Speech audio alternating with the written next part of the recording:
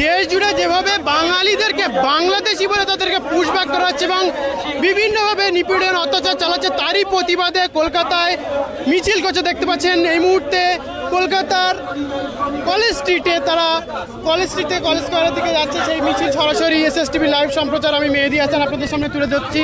দেখতে পাচ্ছেন প্রচুর কংগ্রেস সমর্থক তারা এসছে। কি বলবেন, যেভাবে বাঙালিদেরকে বাংলাদেশি বলে আক্রমণ করা হচ্ছে তার প্রতিবাদে আপনারা মিছিল করছেন?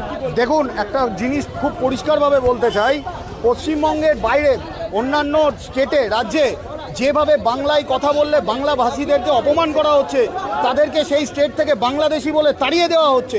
বাংলায় কথা বলা কি অপরাধ? বাংলা ভাষা এবং বাঙালিরাই আজকে এই ভারতবর্ষের একটা সম্পদ।